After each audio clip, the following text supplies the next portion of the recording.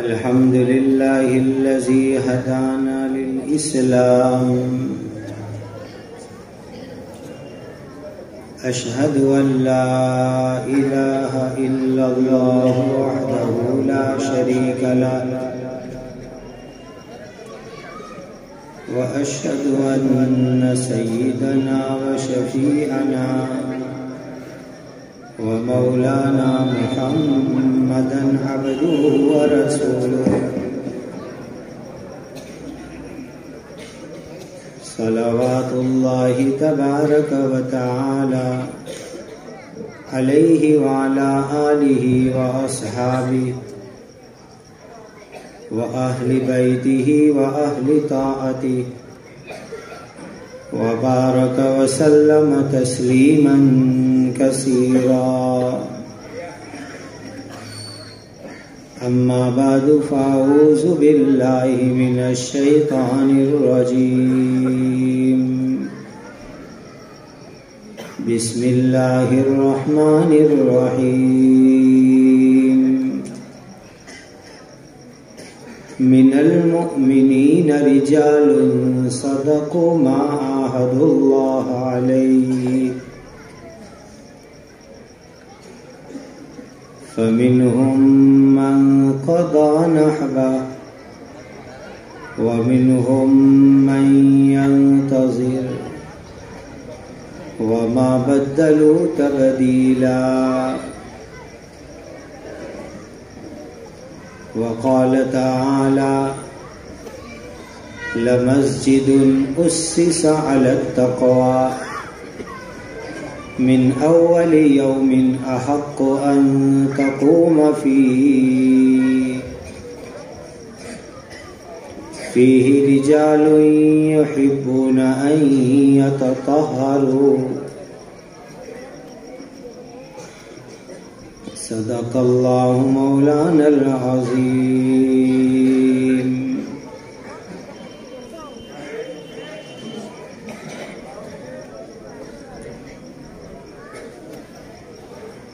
इस मुबारक मजलिस में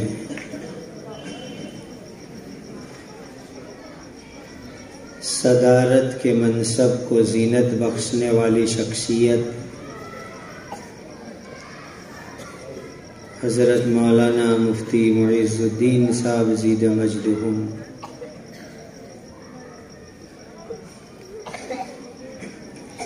दीगर उलमाए किराम,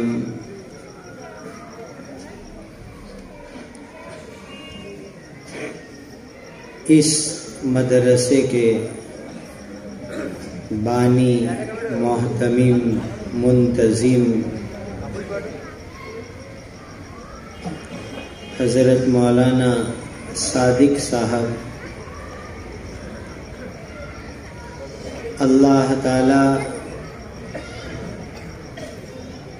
इस इदारे को सुबह क़यामत तक आफियत और तरक्कियों के साथ जारी और कायम फरमावे।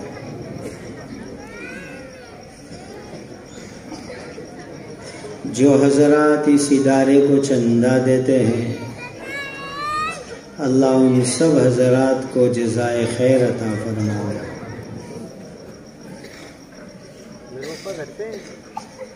कुछ साल पहले की बात है, इनके मोहब्बत भरे इसरार और हुक्म पर जब यहाँ हाजिरी हुई थी, एक छोटी सी कच्ची जैसी मस्जिद, और यहाँ पहुँचने के लिए रास्ते भी इस कदर तंग और टूटे हुए। लेकिन बहरहाल अल्लाह ने यहाँ हाजिरी की सआदत अता फरमाई थी।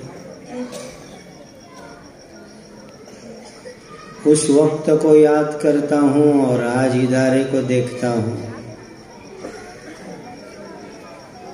अल्लाह इनकी मेहनत और कोशिशों को कबूल फरमावे, नज़र बद से हिफाजत में रखे।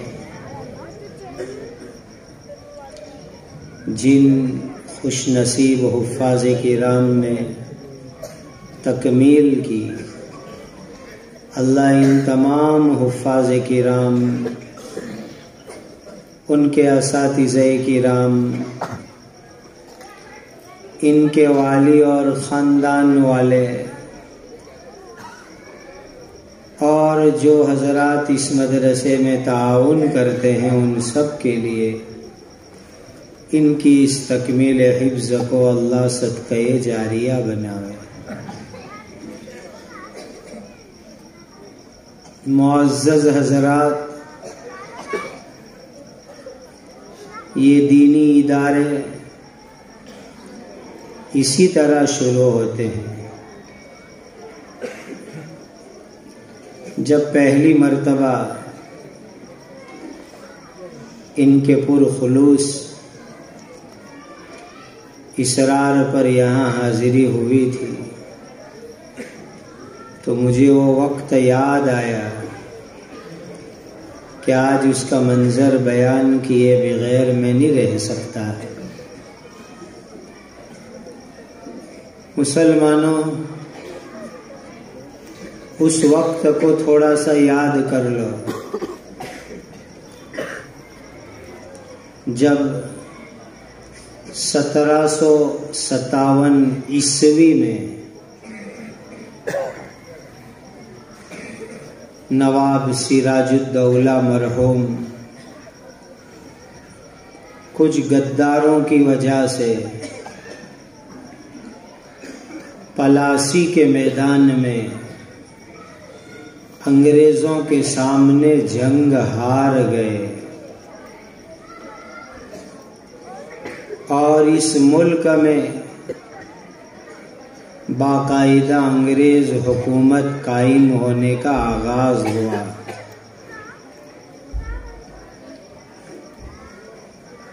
फिर वो वक्त याद कीजिए कि 1799 ईस्वी में श्रीरंगापट्टनम के मैदान में कुछ नमक हरामों की वजह से सुल्तान टीपू शहीद अंग्रेज़ों के सामने लड़ते लड़ते शहीद हुए, जन्नत नशीन हुए। फिर उस वक्त को याद कीजिए जब 1857 का ज़माना आया और इस मुल्क के ऊपर मुकम्मल तौर पर अंग्रेज़ों की हुकूमत कायम हुई। दिल्ली के लाल किले पर से इस मुल्क का परचम उतार लिया गया। अंग्रेज़ों का परचम, जिसको यूनियन जैक आज भी कहते हैं, वो दिल्ली के लाल किले के ऊपर लहराया गया। कैसी खतरनाक वो घड़ी होगी कि जब दिल्ली के लाल किले के ऊपर इस मुल्क के परचम को हटा करके अंग्रेज़ों का परचम लहराया गया था।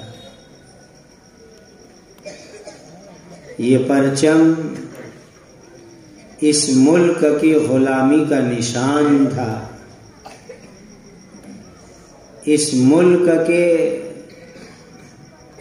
रहने वालों की गुलामी का निशान था। और हाकिम कौमें महकूमों और गुलामों के साथ जो जालिमाना सुलूक करती है, जालिमाना रवैया अपनाती है, वो गंगा ने देखा, जमुना ने देखा, हिमालय ने देखा, दिल्ली से मेरठ तक और मुल्क के कोने कोने की सरजमीन ने देखा कि एक हाकिम कौम महकूम पर, गुलामों पर कैसे इंसानियत सोज मजालिम करती है। उस 1857 को याद कीजिए, जब दिल्ली के लाल किले पर अंग्रेजों का परचम लहराया गया। 1, 2, 10, 50, 100 नहीं, सुनने के लिए भी कलेजा और जिगर चाहिए। सुन लीजिए, एक हिंदू इतिहास और तारीख लिखने वाले, हिस्ट्री के मुसन्निफ पंडित मेवाराम गुप्ता जी लिखते हैं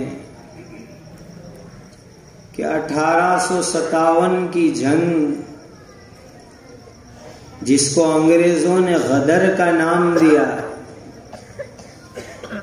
जो इस मुल्क की आजादी की मुसल्लह जद्दोजहद थी, उसकी नाकामी के बाद अंग्रेजों ने 55,000 उलमाए किराम को फांसी की सजा दी है। 55,000 उलमाए किराम को फांसी पर लटकाया है। दिल्ली से मेरठ तक पूरे रास्ते के ऊपर दरख्त की शाखों से फांसी देने के लिए रस्से लगाए गए और उस पर सुन्नत दाढ़ी वाले, सुन्नत लिबास पहने हुए 55,000 उलमाए किराम को फांसी की सजा दी गई। वो ये चाहते थे, अंग्रेज का नापाक मंसूबा था, वो 2 चीजें चाहते थे। एक, इस मुल्क की माईशत को लूटना, इकोनॉमी को लूटना, तबाह करना। बहुत सोना ले गए, चांदी ले गए, हीरे जवाहरात ले गए, और इतना लूटा है, इतना लूटा है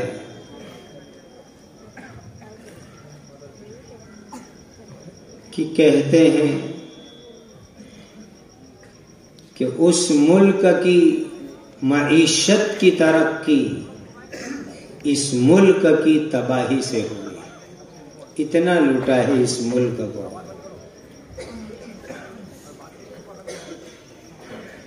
दूसरा उनका नापाक मंसूबा ये था कि इस पूरे मुल्क को ईसाई मुल्क बनावे, ईसाई स्टेट बनावे। पूरे मुल्क के मुसलमानों को, हिंदुओं को, सिखों को वो ईसाई बनाना चाहते थे। ये इनका नापाक मंसूबा था। हजरात, 1857 की नाकामी, 55,000 उलमाए किराम की शहादत, अंग्रेजों के नापाक मंसूबे, इस मुल्क को ईसाई बनाने की नापाक साजिश, उस मौके पर बहुत खतरा था, बहुत खतरा था कि ये मुल्क अल्लाह न करे ईसाई मुल्क हो जावे। जो मुसलमान बचे कुचे थे वो नऊज़ु बिल्लाह ईसाई हो जाएं, क्रिश्चियन बन जाएं। ये उनका नापाक प्लान था।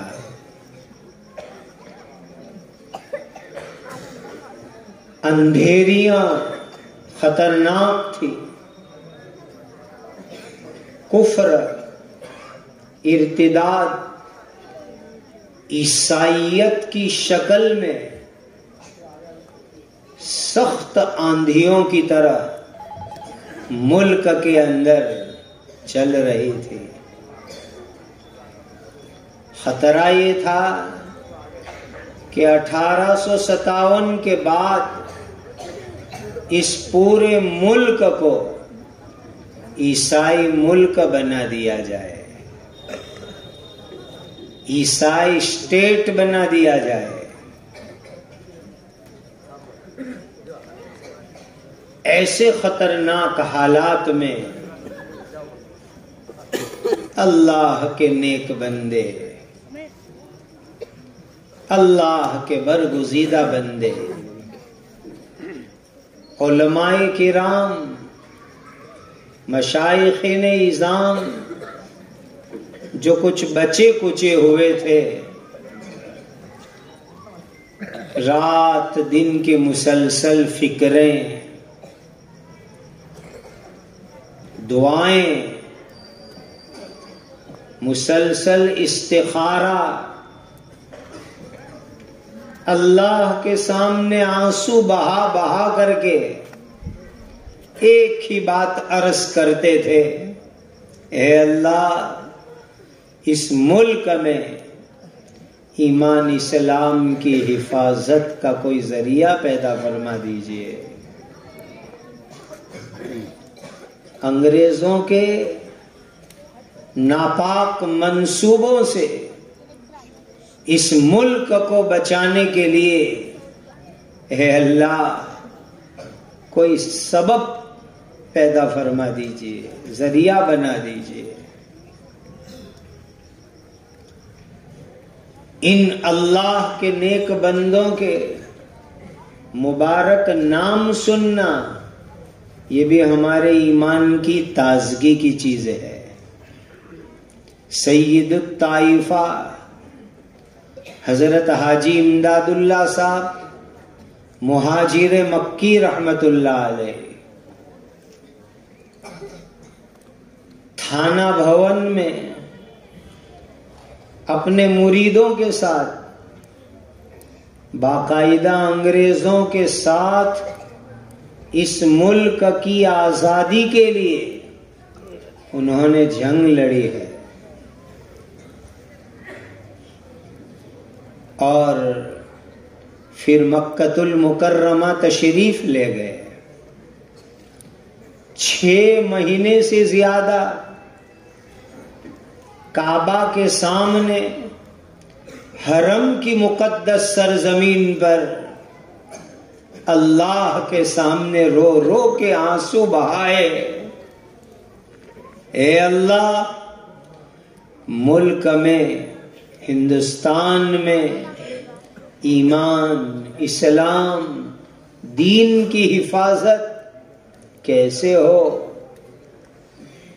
मुसलसल दुआएं और इस्तिखारों के बाद इल्हामी तौर पर, बड़ी जिम्मेदारी से कह रहा हूं, इल्हाम से, अल्लाह की तरफ से इल्हाम से देवबंद की सरजमीन के ऊपर एक मदरसे की बुनियाद रखी गई,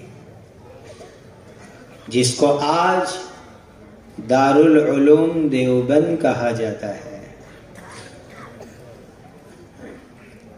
हजरत हाजी इमदादुल्लाह साहब के मुरीदीन में कुतुब आलम इमामुल मुहद्दिसीन वल फुक़हा इमामुल औलिया हजरत मौलाना रशीद अहमद गंगोही रहमतुल्लाह अलैह है।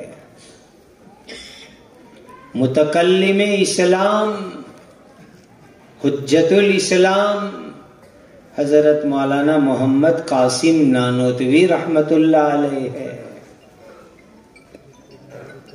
ये अल्लाह के वो बंदे हैं जिन्होंने थाना भवन में शामली में, ये यूपी में एक जगह है, वहां बाकायदा हथियारों के जरिए अंग्रेजों के साथ मुल्क की आजादी के लिए जंग लड़ी है। हजरत हाफिज जामिन शहीद रहमतुल्लाह अलैह शहीद हुए, जान की कुर्बानी दी। इन अकाबिर औलिया उलमा मुहद्दिसीन फुक़हा ने बाकायदा मैदान में उतर करके अंग्रेजों के सामने मुल्क की आजादी के लिए जंग लड़ी। और उसके बाद बड़े मशवरों के बाद, दुआओं के बाद देवबंद की सरजमीन के ऊपर दारुल उलूम देवबंद की बुनियाद रखी। मैं आपको क्या अर्ज करूं, हजरत शेखुल हिंद मौलाना महमूद हसन देवबंदी रहमतुल्लाह अलैह,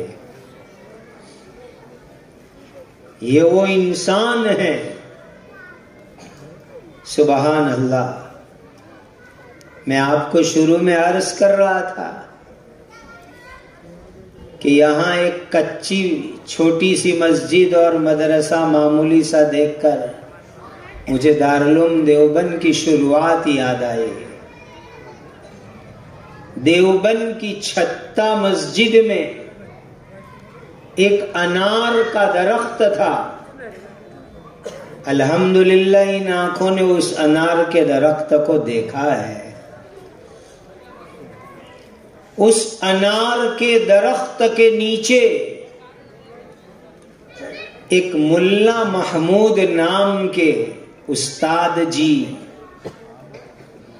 और एक देवबंद का तालिब इल्म जिसका नाम भी महमूद, एक उस्ताद दूसरा तालिब इल्म।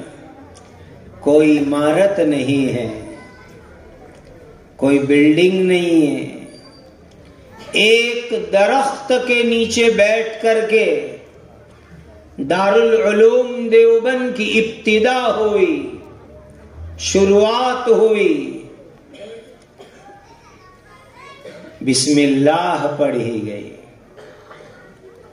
वही तालिब इल्म, वही स्टूडेंट महमूद जो पहले स्टूडेंट, वो दारुल देवबंद के बाद में शेखुल हदीस बने। हजरत शेखुल हिंद मौलाना महमूद हसन देवबंदी बने। ये मौलाना महमूद हसन देवबंदी वो इंसान है कि खुद अंग्रेज ये कहते थे कि ब्रिटिश हुकूमत जो दुनिया में दूर दूर तक फैली हुई है, इतनी लंबी चौड़ी उसकी हुकूमत कि उसकी हुकूमत के अंदर सूरज गुरूब नहीं होता। लेकिन इस 4 फीट के मौलवी ने, हजरत शेखुल हिंद का कद बहुत छोटा था, अंग्रेज कहते थे कि इस 4 फीट के मौलवी ने पूरी ब्रिटिश हुकूमत को हिला करके रख दिया है।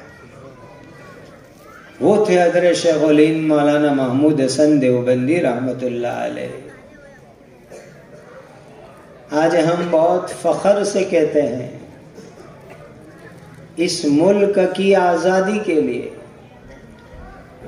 यही दारुल उलूम देवबंद के पहले स्टूडेंट, पहले शेखुल हदीस हजरत मौलाना महमूद हसन देवबंदी ने एक बहुत बड़ी तहरीक चलाई, मोमेंट चलाई, जिसको तहरीक रेशमी रुमाल कहा जाता है। हमारे मुल्क के साबिक से साबिक सदर जमहूरिया, president of India Pranab Mukherjee साहब ने हजरत शेखुल हिंद रहमतुल्लाह अलैह की इस तहरीक की याद में डाक टिकट जारी किया अपने हाथों से। 5 रुपए का डाक टिकट हजरत शेखुल हिंद रहमतुल्लाह अलैह की इस तहरीक रेशमी रुमाल को खिराज अकीदत पेश करते हुए मुल्क के सदर जमहूरिया ने 5 रुपए का टिकट का इजरा करते हुए एक जुमला कहा था। मैं खुद उस तकरीब में दिल्ली में मौजूद था।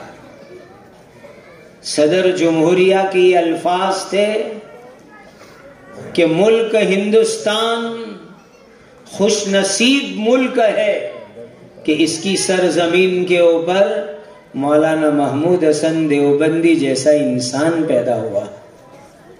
ये इस मुल्क की खुशनसीबी है कि जिन्होंने मुल्क की आजादी के लिए तहरीक रेशमी रुमाल चलाई और जिसकी सजा में हजरत को गिरफ्तार किया गया, साथियों के साथ गिरफ्तार किया, और यूरोप में एक जजीरा है, आयरलैंड नुमा मुल्क है जिसको माल्टा कहते हैं, वहां ले जाकर मुल्क से हजारों किलोमीटर दूर माल्टा की जेल के अंदर हजरत शेखुल हिंद रहमतुल्लाह अलैह को बंद किया गया, आपके साथियों के साथ बंद किया गया।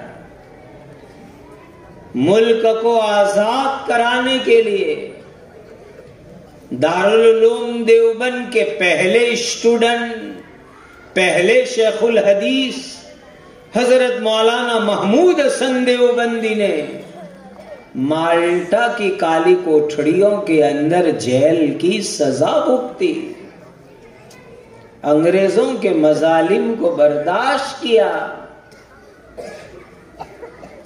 वो हजरत शेखुल हिंद रहमतुल्लाह अलैह फरमाते हैं कि मेरे उस्ताद हुज्जतुल इस्लाम हजरत मौलाना मोहम्मद कासिम नानोतवी रहमतुल्लाह अलैह ने दारुल उलूम देवबंद क्यों कायम किया? हजरत शेखुल हिंद फरमाते हैं का लोग यूं कहते हैं कि तालीम और तरबियत के लिए ये मदरसा कायम हुआ, ठीक है, लेकिन हजरत शेखुल हिंद फरमाते हैं मेरे सामने वो दिन है जब मेरे उस्ताद मोहतरम हजरत मौलाना मोहम्मद कासिम नानोतवी रहमतुल्लाह अलैह ने दारुल उलूम देवबंद को कायम किया, तो उसका मकसद ये था कि 1857 के अंदर जो हालात हुए, मुल्क गुलाम हुआ, अंग्रेज उस पर काबिज हो गए, तो उसकी तलाफी करने के लिए यानी मुल्क को अंग्रेजों की गुलामी से आजाद कराने के लिए हजरत ने दारुल उलूम देवबंद को कायम फरमाया। आज हम बहुत फख्र से कहते हैं कि इस मुल्क की आजादी ये भी दारुल उलूम देवबंद को कायम करने का एक बहुत बड़ा मकसद था। अजीम मकासिद में एक अहम तरीन मकसद मुल्क की आजादी थी कि ये दारुल उलूम इसलिए कायम हुआ कि मुल्क की आजादी के लिए यहां प्लानिंग हो, यहां अफराद तैयार हो। और अल्हम्दुलिल्लाह दारुल उलूम देवबंद ने जहां ये अजीम खिदमत अंजाम दी कि अंग्रेज इस मुल्क को ईसाई बनाना चाहते थे, दीन की तालीम, कुरान की तालीम, हदीस पाक की तालीम, उलूम शरइया की तालीम और तरबियत का ऐसा माहौल बनाया कि अल्हम्दुलिल्लाह अंग्रेज नाकाम रहे, अंग्रेज नाकाम रहे, अंग्रेज नाकाम रहे। और आज मुल्क भर में और मुल्क की बरकत से दुनिया भर में मदारिस अरबिया, दारुल उलूम, मकातिब, जामियात का एक जाल फैला हुआ है। ये दारुल उलूम देवबंद का फैज और बरकत है। हजरात, अंग्रेज के नापाक अज़ाइम अल्लाह न करे अगर कामयाब हो जाते तो पता नहीं इस वक्त इतनी बड़ी तादाद में मुसलमान इस्लामी शायर के साथ शायद मौजूद न होते। अल्हम्दुलिल्लाह दारुल उलूम ने जहां ईमान की हिफाजत की, इस्लाम की हिफाजत की, वहीं मुल्क को अंग्रेजों की गुलामी से आजाद करवाने में बहुत बड़ा कारनामा अंजाम दिया, अजीम कारनामा अंजाम दिया। दारुल उलूम के कितने हजरात हैं कि जिन्होंने मुल्क की आजादी के लिए कुर्बानियां दी। इमामुल मुहद्दिसीन हजरत अल्लामा मोहम्मद अनवर शाह साहब कश्मीरी रहमतुल्लाह अलैह, दारुल उलूम देवबंद के शेखुल हदीस, उन्होंने मुल्क की आजादी में हिस्सा लिया। शेखुल इस्लाम वल मुस्लिमीन दारुल उलूम देवबंद के तालिब इल्म शेखुल हदीस हजरत मौलाना सैयद हुसैन अहमद मदनी रहमतुल्लाह अलैह ने मुल्क की आजादी के लिए कितनी मुद्दत जेल में गुजारी। मुजाहिद कौम व मिल्लत हजरत मौलाना हिफ्जुर रहमान साहब सेहारवी रहमतुल्लाह अलैह, दारुल उलूम देवबंद के फाजिल, उन्होंने मुल्क की आजादी कितनी कुर्बानियां दी अंग्रेजों के सामने, कितने नाम हम गिनवाएं। आप यकीन जानिए कि दारुल उलूम देवबंद इस मुल्क की आजादी के लिए इस इदारे ने अजीम कुर्बानियां पेश की। बाद में मदरसा मज़ाहिरुल उलूम सहारनपुर कायम हुआ, उसने भी मुल्क की आजादी के लिए कुर्बानियां दी। और मैं बात को अगर मुख्तसर करूं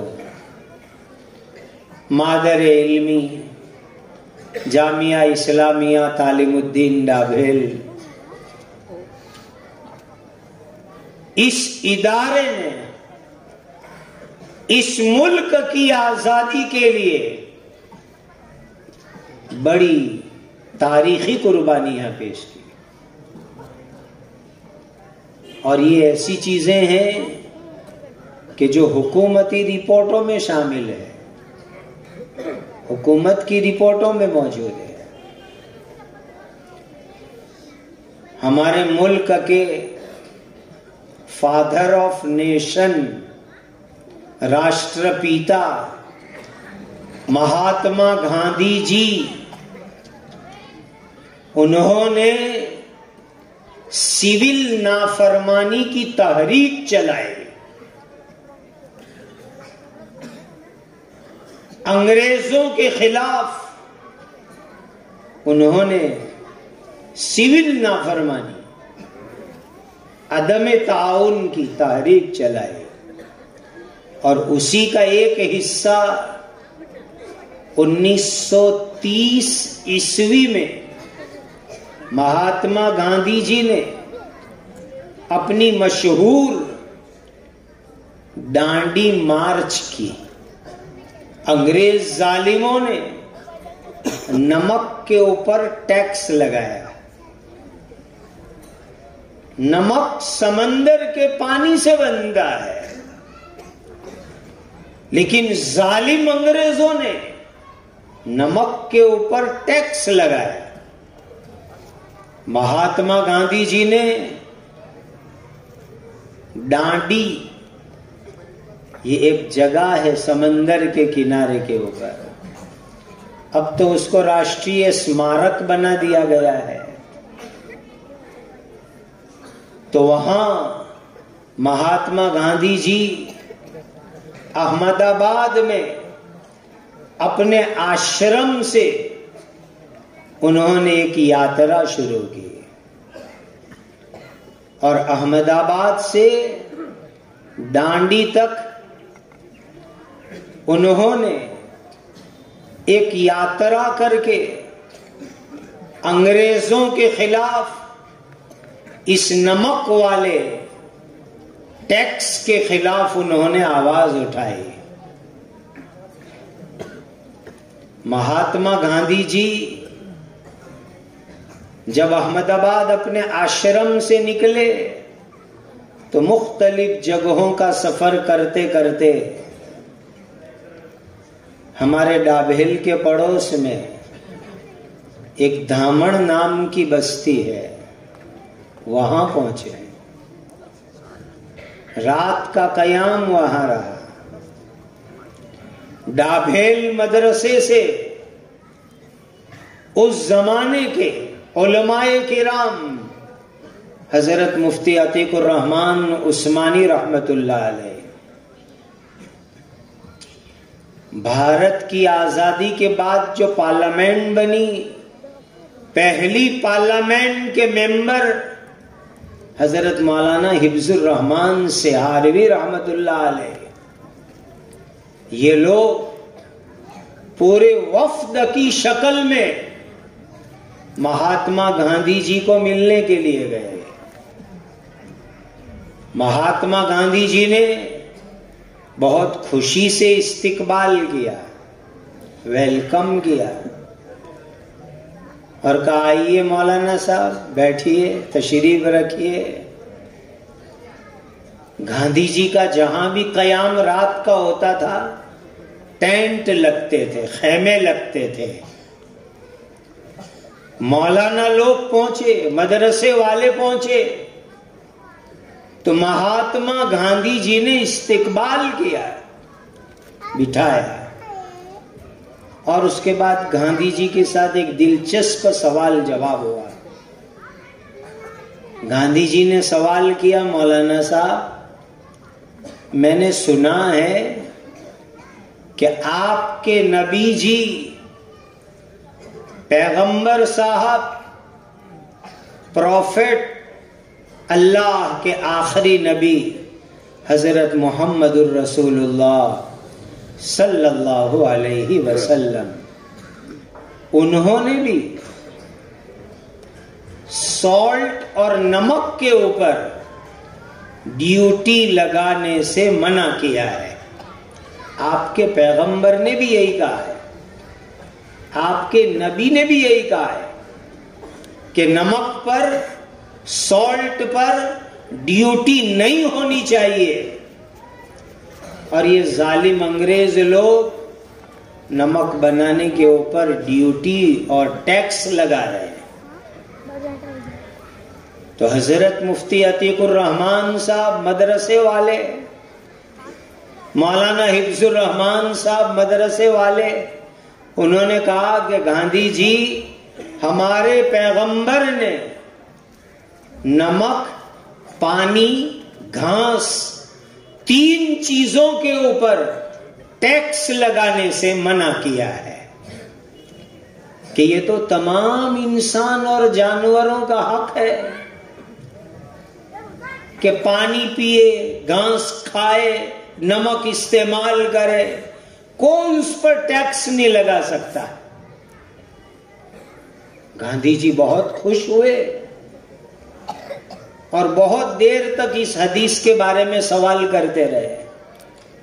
और उसके बाद महात्मा गांधी जी ने एक रिक्वेस्ट की, दरखास्त की, मौलाना साहब, ये जो आप हदीस कह रहे हैं कि आपके नबी जी ने, इस्लाम के पैगंबर ने खुद ये फरमाया है कि नमक, घास, पानी पर टैक्स नहीं लगा सकते, अगर आप हमको लिख करके दें तो आपका मेरे ऊपर बड़ा एहसान होगा।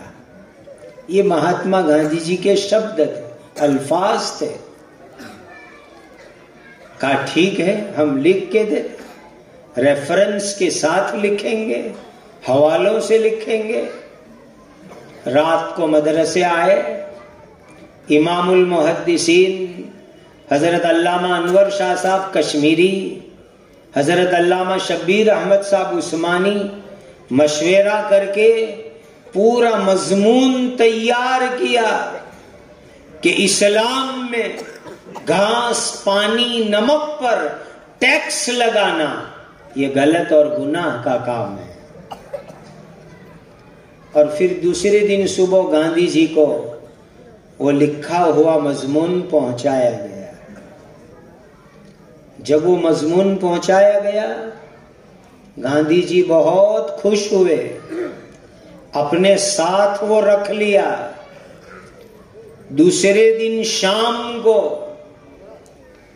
आज भी हमारे यहाँ नवसारी शहर में वो मैदान हूबहू मौजूद है जिसको दुधिया तालाब का मैदान कहते हैं। वहां शाम को गांधी जी एक जलसे आम में थे। दामन से नवसारी गांधी जी की यात्रा पहुंची तो शाम के वक्त में एक बड़े जलसे से खिताब करते हुए गांधी जी के ये अल्फाज थे, ये वर्ड्स थे कि कल डाभेल मदरसे के मौलाना लोगों ने मुझे बतलाया कि इस्लाम में भी नमक पर टैक्स लगाना गुनाह है, पैगंबर साहब ने मना किया है। का मुझे बहुत खुशी हुई इससे। फिर गांधी जी के शब्द थे कि मौलाना लोगों ने मदरसे से मुझे वो हदीस लिख कर के दी और उस लिखने की वजह से मेरी इस तहरीक को एक नई ताकत मिली है और मेरी तहरीक में एक नई जान पैदा हुई है। ये सारी चीजें हमारी गुजरात हुकूमत ने, स्टेट गवर्नमेंट ने दांडी यात्रा के ऊपर एक हुकूमती सतह के ऊपर एक बुक, किताब तैयार की है। उसमें ये सारी तफसीलात मौजूद है। गांधी जी के साथ ये मदरसे के मौलाना लोग साथ में चले और नवसारी से लेकर डांडी तक साथ में गए। और वहां जाकर गांधी जी ने जब अंग्रेजों के कानून को तोड़ते हुए समंदर के किनारे पर नमक बनाया और नमक उठाया, तो उस वक्त ये मदरसे के मौलाना लोग भी साथ में थे। आप अंदाजा लगाओ कि महात्मा गांधी जी की ये नमक तहरीक 1930 में बहुत कामयाब हुई, पूरे मुल्क में उसके असरात हुए। उस तहरीक में, उस मूवमेंट के अंदर मदरसे के मौलाना लोग भी गांधी जी के साथ साथ थे। सरदार वल्लभ भाई पटेल, मुल्क आजाद हुआ, पहली सरकार बनी, तो पहले home minister of India Sardar Vallabh भाई पटेल,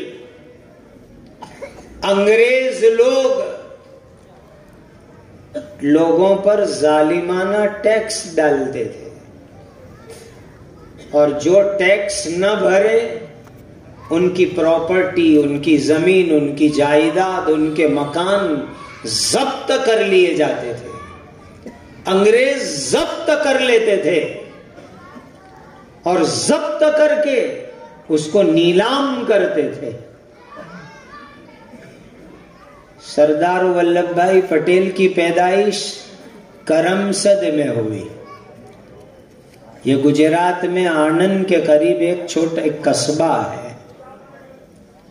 वहां से वल्लभ भाई पटेल, जहां मेरा वतन है बारडोली, तशरीफ लाए, और बारडोली के लोगों ने इनको सरदार का खिताब दिया, और वल्लभ भाई पटेल ने वहीं से अपनी तहरीक का आगाज किया कि अंग्रेज लोग, अंग्रेज गवर्नमेंट जो प्रॉपर्टी, जमीन, मकान जब्त कर लेते हैं और उसको नीलाम कर देते हैं, तो इस नीलामी के अंदर किसी भारतीय इंसान को हिस्सा नहीं लेना चाहिए। कोई मुसलमान, हिंदू, सिख, ईसाई जो पक्का भारतीय होगा, जो नेशनलिस्ट माइंड का होगा, देश प्रेमी होगा, वो इस तरह की नीलाम की जमीन को हरगिज हरगिज नहीं खरीदेगा। ये वल्लभ भाई पटेल ने तहरीक चलाई। तो उस मौके पर बाकायदा उन्होंने एक सवाल पूछा, फतवा पूछा। मदरसा डाभेल के फतावा सेक्शन में, दारुल इफ्ता में सवाल पूछा, और सवाल ये था कि इस तरह अंग्रेज हुकूमत जो जायदाद, जमीन, प्रॉपर्टी को जब्त करती है और फिर उसको नीलाम कर देते हैं, तो वो जमीन प्रॉपर्टी खरीदना सही है कि गलत है? मदरसे में फतवा आया तो डाभेल के मदरसे से बाकायदा फतवा लिखा गया, जो उस जमाने में इंडियन नेशनल कांग्रेस ने 1 लाख से ज्यादा तादाद में वो फतवा शाये किया। प्रेस जब्त हुआ, अंदर लिखा हुआ था कि कुरान में अल्लाह का फरमान है, वतआवनु अलल बिर्रि वत्तक़वा वला तावनु अलल इस्मि वल उद्वान। अल्लाह का फरमान है, नेकी और अच्छाई के काम में मदद करो, जुल्म के काम में कभी मदद मत करो।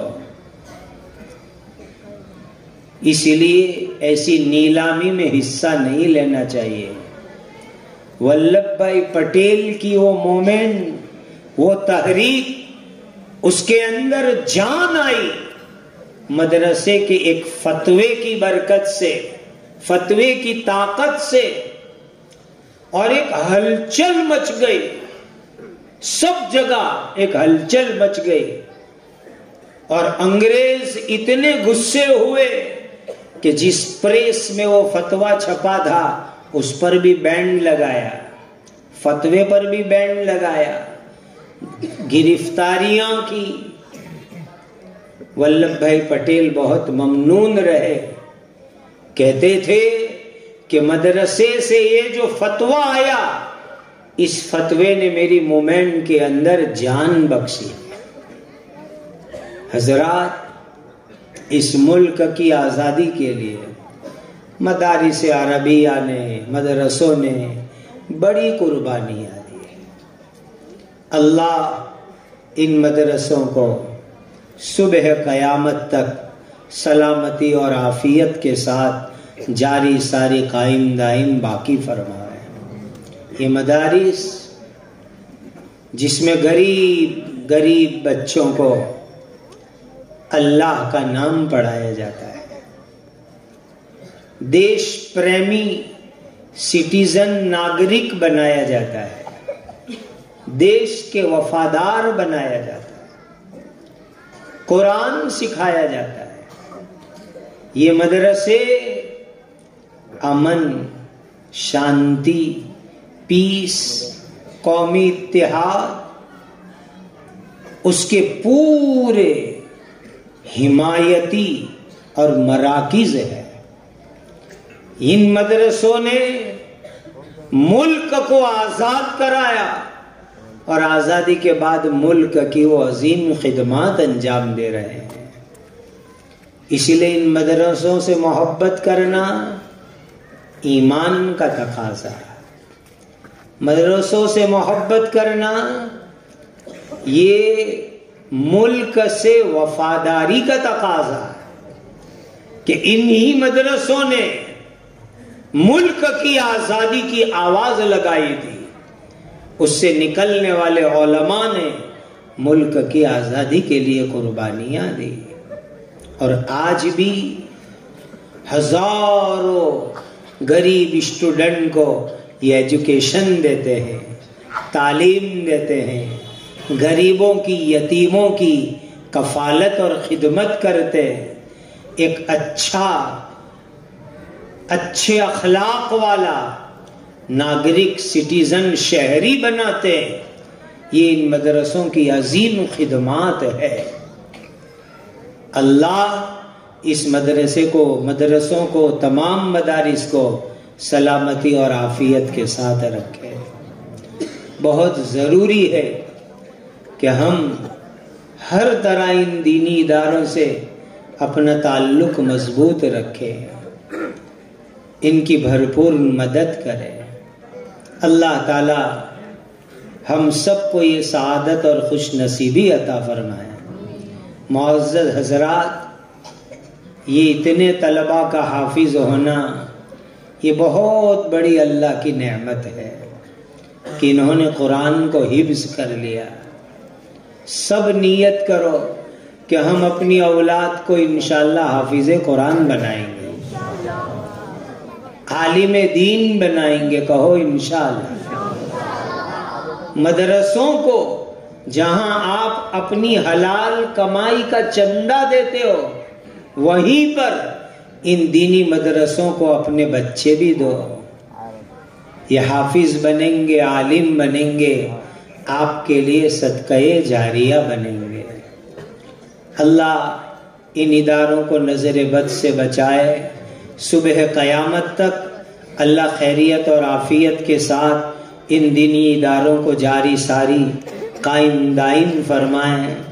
मैं अपनी बात मुकम्मल करते करते एक वाक़िया सुनाना आपके शहर की मुनासबत से बहुत ज़रूरी समझता हूँ। चूँकि आप हजरात एक अजीम निस्बत के हामी हैं, उसी निस्बत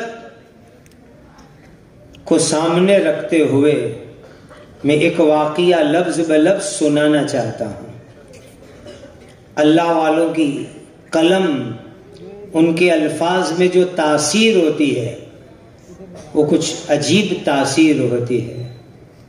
आलम इस्लाम के एक बहुत बड़े आलिम दीन, इन मदरसों से तैयार होने वाले उलमा में एक बड़ा नाम है हजरत मौलाना सैयद अबुल हसन अली मियां नदवी रहिमहुल्लाह।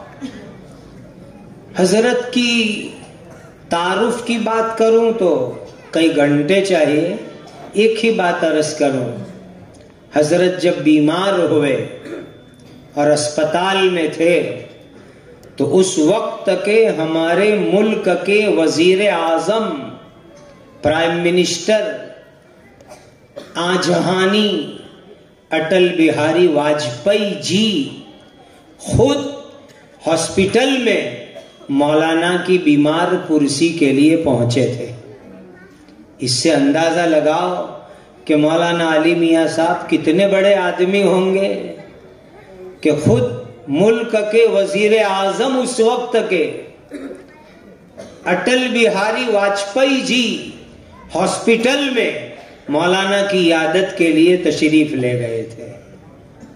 हजरत मौलाना सैयद अबुल हसन अली मियां नदवी ने एक अजीब वाकया लिखा है। सऊदी अरबिया के किंग और बादशाह शाह फैसल मरहूम ने हजरत को दावत दी। सऊदिया के बादशाह शाह फैसल वो हिंदुस्तान भी आए थे। वहां जब पहुंचे तो बादशाह का महल, बादशाह का जो इस्तिकबालिया हॉल था, वहां मौलाना बैठे। मकान, उस महल की दीवारों को देख रहे हैं, छत को देख रहे हैं और बड़ी हैरानी और ताज्जुब से देख रहे हैं। शाह फैसल मरहूम बादशाह, उन्होंने थोड़ी देर के बाद मौलाना से पूछा, मौलाना साहब ये बड़ी हैरानी से आप हमारे महल की दरो दीवार देख रहे हो? हजरत मौलाना अली मियां साहब रहमतुल्लाह अलैह ने फरमाया, मैंने बादशाहों का दरबार कभी नहीं देखा, आज जिंदगी में पहला तजुर्बा है कि मैं किसी बादशाह का महल देख रहा हूं और मैं महवे हैरत हूं। मैं जिस सरजमीन से ताल्लुक रखता हूं, यानी इंडिया से, भारत से, वहां अब तो बादशाह नहीं है, लेकिन हमारे मुल्क की तारीख और हिस्ट्री का एक ऐसा दौर था कि हमारे मुल्क में भी बादशाह हुकूमत करते थे। मैंने तारीख में, हिस्ट्री में ऐसे बहुत सारे लोगों का बार बार तस्करा पढ़ा है। आज इस दरबार में आया हूं तो तकाबुल में खो गया हूं कि मैंने जिन बादशाहों की तारीख पढ़ी वो क्या थे और इस वक्त जिस बादशाह के महल में बैठा हूं वो महल और वो बादशाह कैसे हैं। फिर मौलाना अली मियां साहब ने फरमाया कि मैं सोच रहा हूं कि हमारे मुल्क में एक बादशाह गुजरे हैं। आज का भारत, पाकिस्तान, श्रीलंका, बर्मा, नेपाल, ये पूरा उसकी हुकूमत का हिस्सा था। इतने सारे ममालिक पर जिन्होंने हुकूमत की और पूरे 52 साल तक उन्होंने मुल्क की हुकूमत को संभाला। फिर आगे मौलाना ने शाह फैसल को कहा कि 52 साल के अहदे इख्तिदार में 20 बरस ऐसे गुजारे हैं कि घोड़े की पीठ पर गुजारे हैं। 20 साल घोड़े की पीठ पर गुजारे हैं। और पैबंद लगे हुए कपड़े पहनते थे। वो बादशाह पैबंद लगे हुए कपड़े पहनते थे, कुरान मजीद अपने हाथ से लिखते थे, टोपियां बनाते थे और उसको बेच करके अपना गुजर बसर करते थे। रात भर अपने परवरदिगार के सामने तहज्जुद में खड़े होते थे, अल्लाह के दरबार में आंसुओं का नजराना पेश करते थे। जिसने 52 साल हुकूमत में हुकूमत के खजाने से कभी 1 रुपया नहीं लिया। शाह फैसल उस वक्त पब्लिक रिआया खुशहाल थी और बादशाह गरीब और सादा हुआ करते थे। पब्लिक खुशहाल थी और बादशाह गरीब और सादा हुआ करते थे। आज आपका महल देख करके ख्याल आया कि सब कुछ कितना बदल गया है। आज बादशाह खुशहाल है और पब्लिक परेशान है। हजरत मौलाना बोलते गए, शाह फैसल मरहूम सुनते गए। मौलाना ने जब अपनी बात खत्म की तो शाह फैसल सऊदिया के किंग इतना रोए कि उनका पूरा चेहरा आंसुओं से तर हो गया। आंसू निकलने लगे, हिचकियां बन गई, जारो कतार रोने लगे। इतनी जोर से रोए कि उनकी सिक्योरिटी वाले दौड़ करके आए, मुहाफिज दस्ता दौड़ के आया। उनको तशवीश हो गई, क्या हो गया। शाह फैसल ने इशारा करके उनको बाहर भेज दिया। फिर हजरत मौलाना अली मियां साहब को शाह फैसल ने खिताब करके कहा, मौलाना साहब, जिस बादशाह का आप तस्करा कर रहे हो वो ऐसे इसलिए थे। सुभान अल्लाह, कैसे थे? रातों में तहज्जुद, अल्लाह के सामने आंसू बहाना, हुकूमत के खजाने से कुछ न लेना, कुरान की किताबत और टोपी बना करके गुजरान चलाना, और वल आदियाति दबहन फलमूरियाति कदहन के मिस्दाक बनना का। मौलाना वो बादशाह ऐसे इसलिए थे कि उन बादशाहों को आप जैसे नसीहत करने वाले मयस्सर थे। आप यहां तशरीफ लाते रहिए और हम जैसे कमजोर इंसानों को नसीहत करते रहे। ये शाह फैसल ने दरखास्त की, या अय्युहल्लज़ीना आमनुत्तकुल्लाह व कुनू मास्सादिकीन। सच्चों के साथ रहो, अल्लाह के नेक बंदों के साथ रहो, तो दुनिया की ये फानी लज्जत, दुनिया का फानी मजा, इसकी दिल से मोहब्बत निकलेगी। अल्लाह ने उस अजीम बादशाह से आपको निस्बत अता फरमाई है जिस बादशाह का तारुफ हजरत मौलाना अली मियां साहब ने शाह फैसल मरहूम से किया था। वो बादशाह कोई और नहीं, हजरत सुल्तान औरंगजेब आलमगीर रहमतुल्लाह अलैह थे।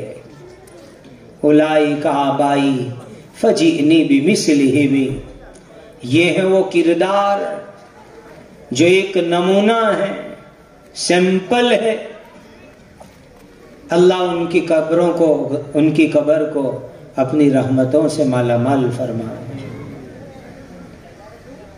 एक बात कुरान की अजमत के मुतालिक आपको अर्ज कर दो। मुसलमानों, कुरान अल्लाह की अजीम किताब है। अल्लामा शाहरावी फरमाते हैं, ततराकुमुल हुमूम अला कुलूबिना बिक़दरी मा यतराकमुल गुबार अला मसाहिफिना। शाहरावी फरमाते हैं, बड़ी ध्यान से सुनने की बात है। आज मुसलमान कहता है, इंसान कहता है, हमें गम है, टेंशन है, उलझने हैं। शाहरावी फरमाते हैं, अल्लाह की किताब कुरान मजीद के ऊपर जितना गर्दो गुबार होगा, इतना हमारे दिलों के ऊपर गम और उलझने होगी। मुसलमानों, कुरान की अजमत करो। मकान में, मस्जिद में, मदरसे में, हर जगह के ऊपर कुरान मजीद को बेहतरीन कपड़े के अंदर लपेट करके रखो, साफ सुथरे कपड़ों में रखो। कुरान को गर्द गुबार मिट्टी से बचाओ, कुरान को बेअदबी से बचाओ। जो कुरान को गर्द गुबार और बेअदबी से बचाएगा, अल्लाह ताला गम फिक्र से उसकी हिफाजत फरमाएंगे। ये अल्लाह की मुकद्दस किताब है। ये वादा करो कि इंशाअल्लाह जहां भी कुरान मजीद होगा, हम उसको अच्छे कपड़े में लपेट करके रखेंगे। कहो इंशाअल्लाह। कुरान पर खुशबू लगाएंगे, कुरान से मोहब्बत करेंगे, कुरान की अजमत दिल में रखेंगे। जब कुरान से मोहब्बत रखेंगे अल्लाह वास्ते, तो अल्लाह उसकी बरकत से हमें दुनिया आखिरत में इंशाअल्लाह इज्जत अता फरमाएंगे। अल्लाह हमें कुरान से मोहब्बत अता फरमाए। मैं फिर से मुबारकबाद देता हूँ। अल्लाह इस मजलिस को, इस तकमील हिफ्ज़ को बेइंतहा कबूल फरमाए। हम सब के लिए अपनी रज़ा और खुशनुदी का ज़रिया बनाए। व आखिर दावाना अनिल हम्दुलिल्लाहि रब्बिल आलमीन।